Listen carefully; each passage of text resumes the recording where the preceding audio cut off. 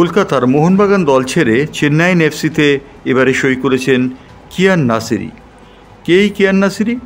এই কিয়ান নাসিরি 2022 সালে মোহনবাগানের হয়ে ডার্বি ম্যাচে হ্যাট্রিক করার বিরল কৃতিত্ব অর্জন করেছিলেন। তার বাবা হচ্ছেন ইরানি ফুটবলার জামশেদ নাসিরি। জামশেদ নাসিরিকে দেখেই কিয়ান নাসিরি কিন্তু ফুটবলে আসেন। এখন তিনি ব্লু টাইগার দলের সদস্য, অর্থাৎ তিনি ভারতীয় দলের হয়ে হায়দ্রাবাদে ইন্টারকন্টিনেন্টাল কাপে খেলবেন। তার ঠিক আগে কিয়ান নাসিরি একটি সাক্ষাৎকারে বলেছেন, কোচ যদি তাকে বাছেন তাহলে তিনি তার সর্বশক্তি দিয়ে প্রমাণ করবেন যে তিনি যোগ্য খেলোয়াড় কী বেছেছেন।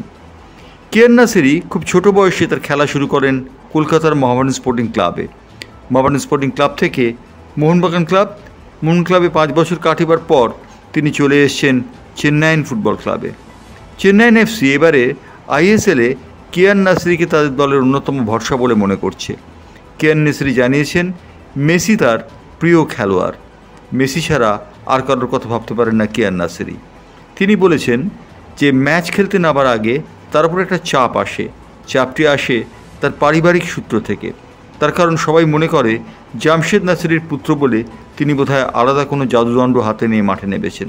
তিনি বলেন, আমি 5 জন ফুটবলারের মতোই, আর সেই কারণেই ফুটবল খেলাটা আমার রক্তে থাকলেও আমার মনে হয় ফুটবল খেলাটা সবার জন্যই প্রযোজ্য। আর সেই কারণে কিয়ান নাসিরি নিজের পরিচয়ে বড় হতে চান। বাবা জামশেদ নাসিরির ছায়া হয়ে তিনি থাকতে চান না।